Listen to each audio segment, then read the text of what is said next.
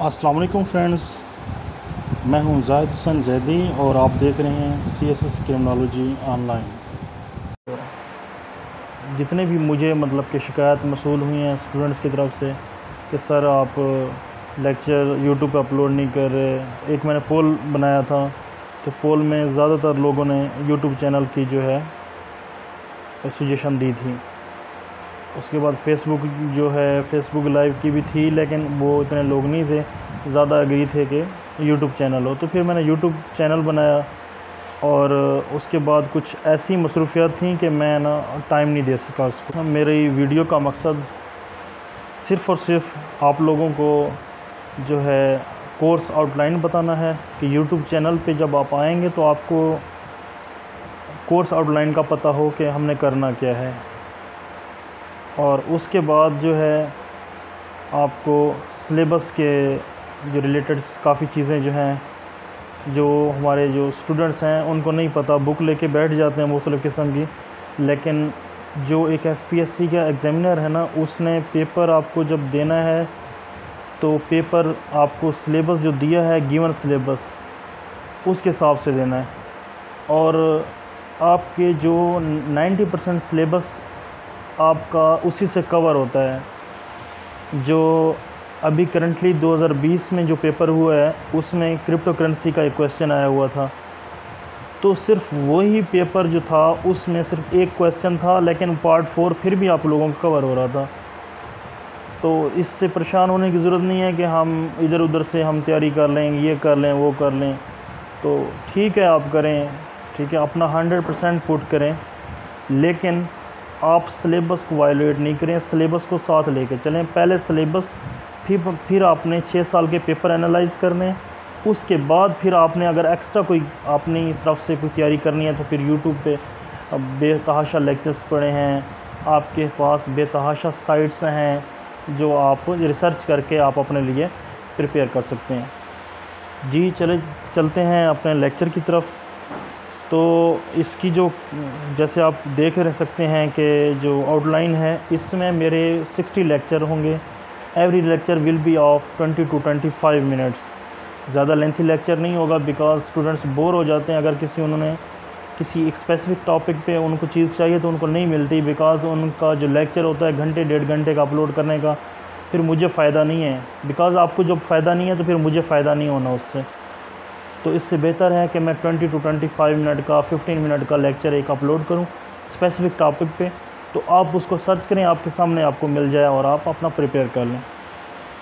ठीक है जी। उसके बाद हम जब 60 लेक्चर्स कर लेंगे, उसके बाद उन्हीं में हम 5 लेक्चर रखेंगे।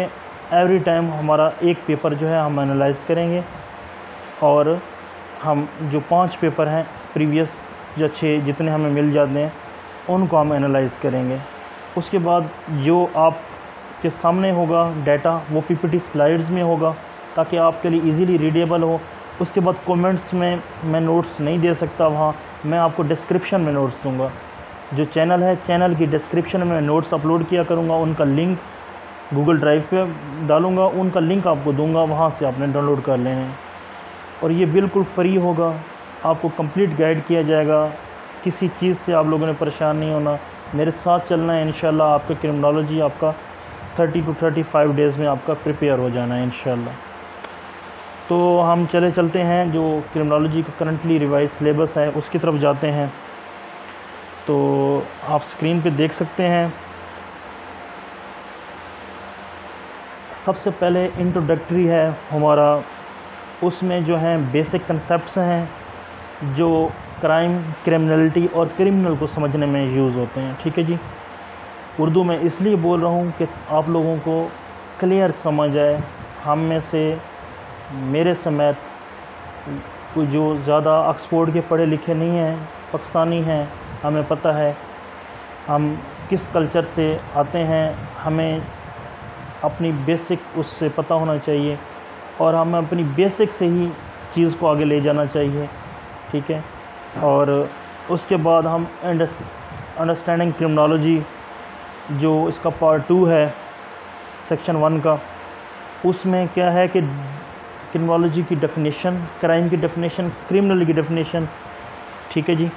उसके बाद क्रिमिनोलॉजी का स्कोप, कहाँ कहाँ इनके बंदों की खपत है, ठीक है, क्रिमिनोलॉजी के लोग कहाँ कहाँ काम करते हैं, क्या स्कोप है, और उसके बाद क्रिमिनोलॉजी और क्रिमिनल लॉ इनका आपस में क्या ताल्लुक़ है, ठीक है जी, और सोशल प्रॉब्लम क्यों कहते हैं क्राइम को, ठीक है, सोशल ऑर्गेनाइजेशन में क्राइम की क्या अहमियत है, ठीक है जी, और इसके रिलेटेड जो कंसेप्ट्स हैं इसमें डिवियंस है, सिन है, वाइस है, ठीक है, मुख्तलिफ टर्म्स हैं, every terms is different than other time, ठीक है, इनको मर्ज आपने नहीं करना, ठीक है।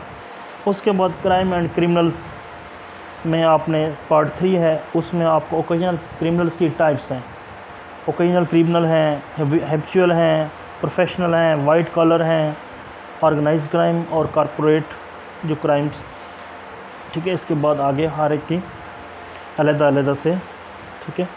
उसके बाद क्राइम एंड क्रिमिनलिटी जो है इसका जो थ्योरेटिकल पर्सपेक्टिव है, इसमें हम स्कूल्स पढ़ेंगे, स्कूल्स ऑफ थाट्स पढ़ेंगे, मुख्तलिफ स्कूल्स ऑफ थाट्स हैं, मुख्तलिफ इरा में आए, ठीक है। उसमें जो है सबसे पहले क्लासिकल स्कूल है, उसके बाद पॉजिटिविस्ट क्या कहते हैं, जिसमें बायोलॉजिकल और साइकोलॉजिकल जो है स्कूल ऑफ थाट आ जाते हैं पॉजिटिविस्ट में, ठीक है। इसी में साथ ही हम सोशियोलॉजिकल स्कूल ऑफ थाट पढ़ेंगे, और हम सोशियोलॉजिकल स्कूल ऑफ थाट में हम थ्योरीज़ पढ़ेंगे, सोशल डिसऑर्गेनाइजेशन थ्योरी है, स्टेन थ्योरी है, सोशल कंट्रोल थ्योरी है, लर्निंग थ्योरी है और लेबलिंग थ्योरी है। उसके बाद हम Islamic perspective of crime and punishment पढ़ना है हमने, ठीक है जी।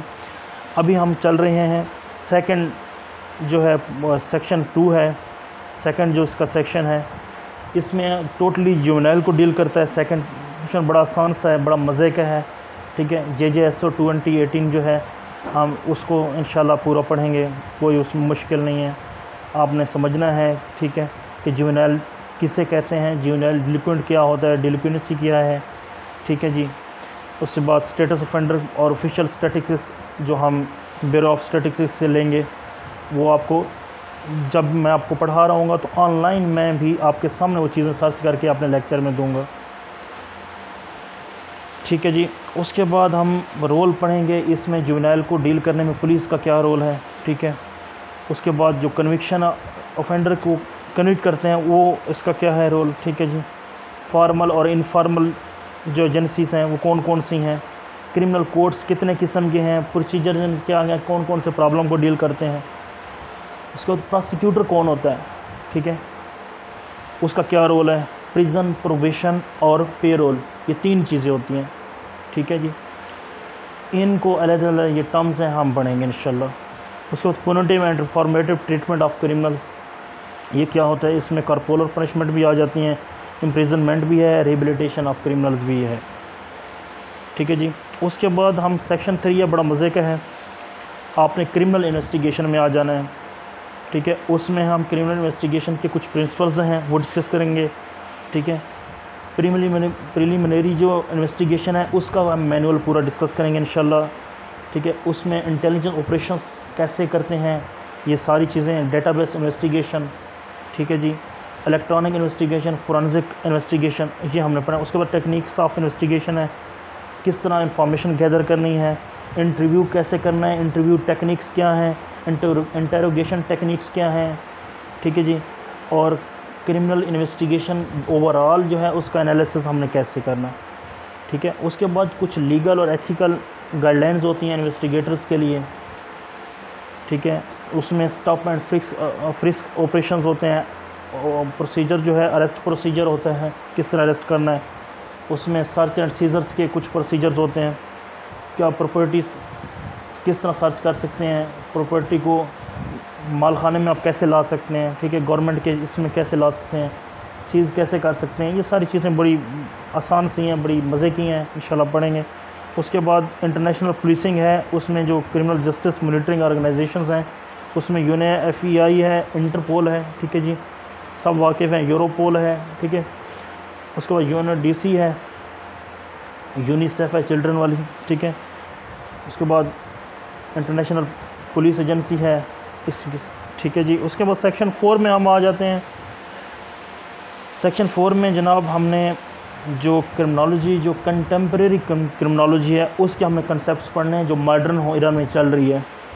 उसमें जो है terrorism, radicalism, war and terror, ठीक है, media representation of crime and criminal justice system है, ठीक है, और उसके बाद modern law enforcement and crime prevention है, intelligence led policing, community policing बड़ी मज़े की हैं, प्राइवेट पब्लिक पार्टनरशिप है, gender and crime in urban and rural Pakistan है, क्राइम एंड अर्बनाइजेशन, ठीक है, अर्बनाइजेशन होगी तो क्राइम होगा, ठीक है, ये सारी चीज़ें मुख्तलिफ होंगी। अर्बनाइजेशन नहीं होगी, फिर रूरलाइजेशन होगी तो फिर क्राइम होगा। मीन के मुख्तलिफ चीज़ें हैं। हमेशा जब भी अर्बनाइजेशन होती है तब क्राइम हुआ है और क्राइम कमिट होता है, ठीक है जी। उसके बाद ऑर्गेनाइज्ड क्राइम कौन से हैं, वाइट कॉलर क्राइम कौन से हैं, ये हम डिस्कस करेंगे इनको डिटेल में, ठीक है जी। Human rights abuse and protection है, इसमें चिल्ड्रन की है, वीमेन की है, मिनॉरिटीज़ की है, और जो सिविल सोसाइटी और NGOs का रोल है।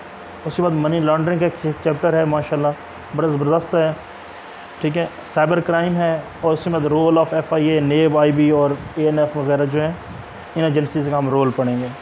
तो थैंक यू वेरी मच, और इंशाल्लाह चैनल के साथ लिंक्ड रहें, आपको फ़ायदा होगा और आपके लिए मुफीद होगा। अस्सलाम वालेकुम, अल्लाह हाफ़िज़।